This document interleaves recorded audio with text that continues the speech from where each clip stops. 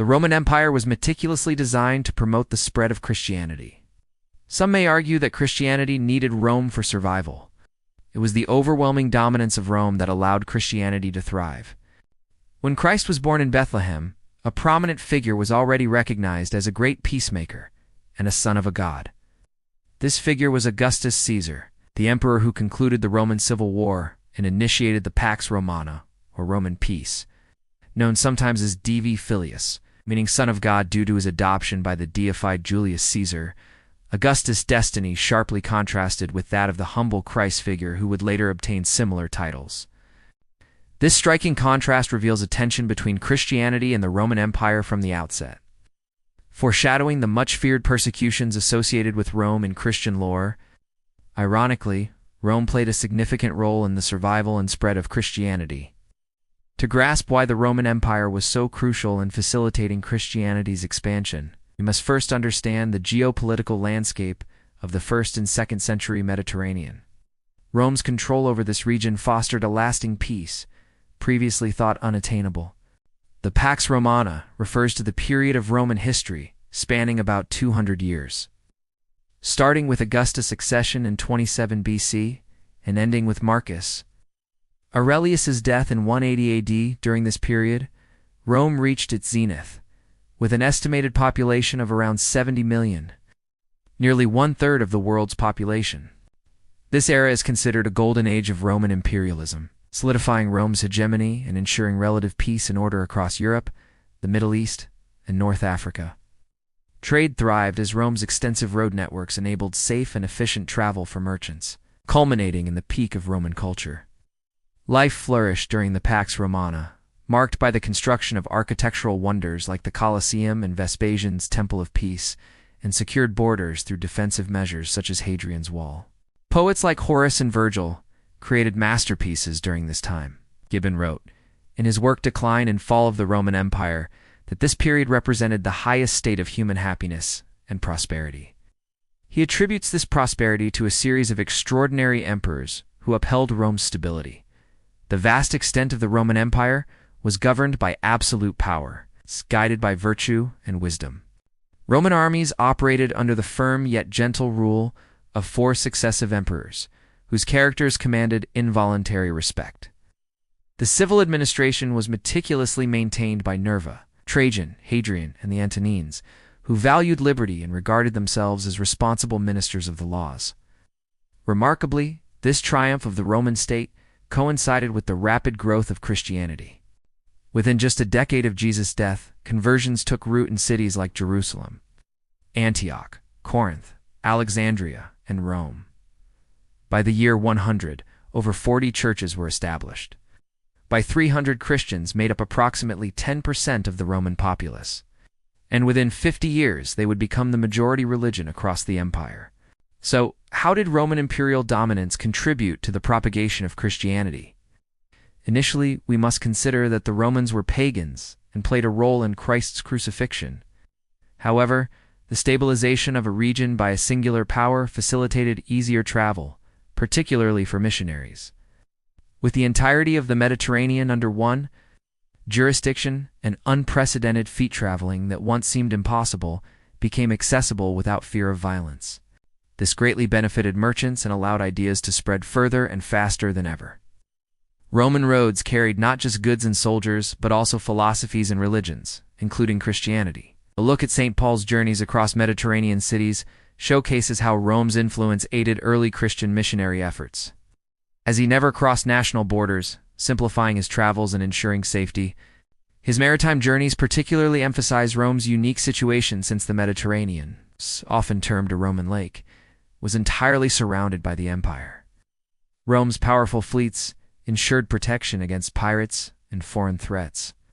On land, Paul's routes to Judea, Syria, Anatolia, and Greece kept him within imperial boundaries.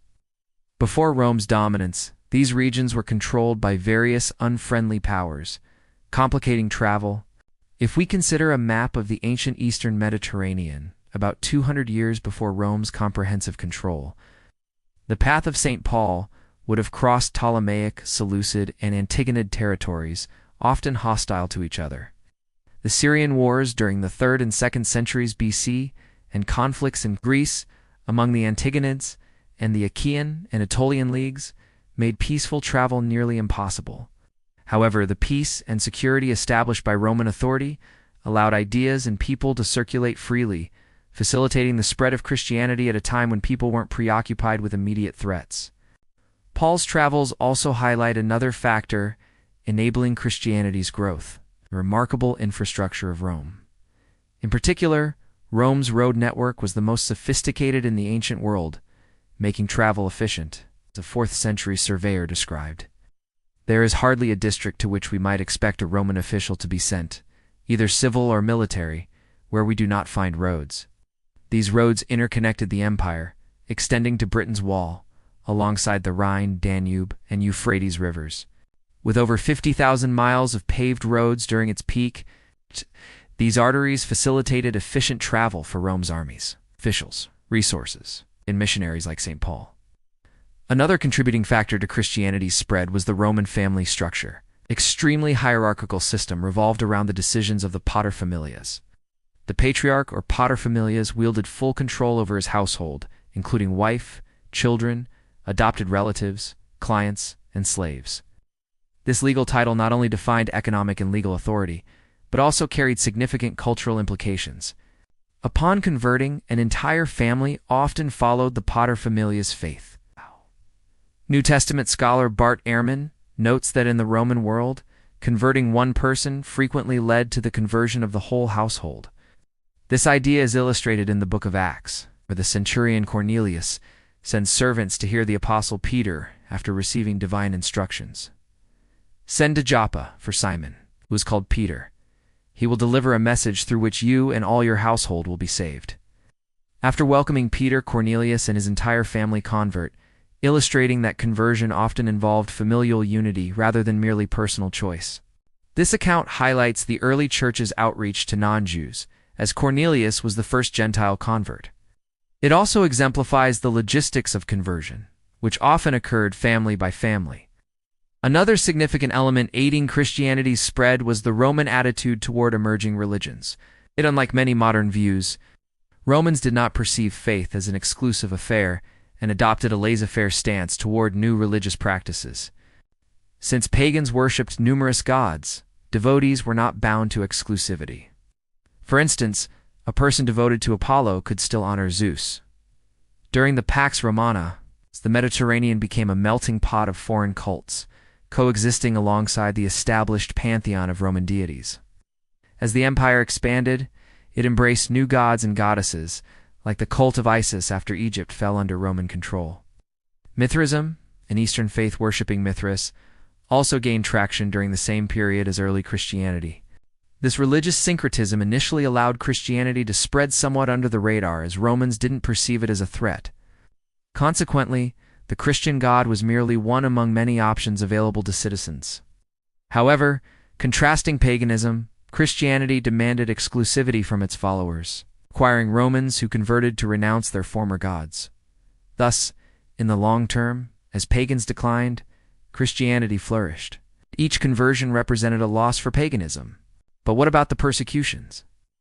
It seems that Romans weren't always accepting of new faiths. Wasn't the danger of imprisonment and execution a significant deterrent for early Christians? Many scholars suggest that early Roman persecution of Christians was sporadic and localized. Nero initiated the first large-scale persecution after the Great Fire of Rome in 64 AD, likely targeting just the Christians in the city rather than the entire empire. Widespread persecution of Christians only began around 250 under Decius.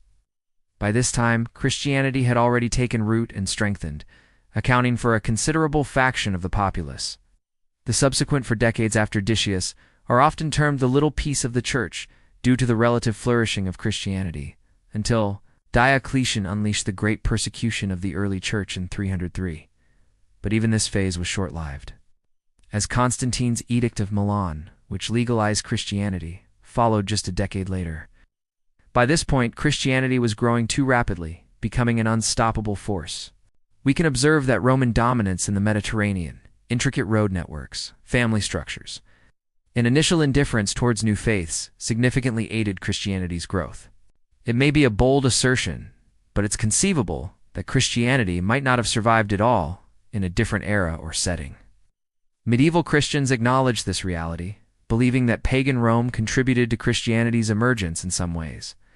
For instance, Julius Caesar was included among the Nine Worthies, recognized as paragons of chivalry, suggesting acknowledgement of Rome's critical role in Christianity's ascent. He triggered the events that led to the founding of the empire.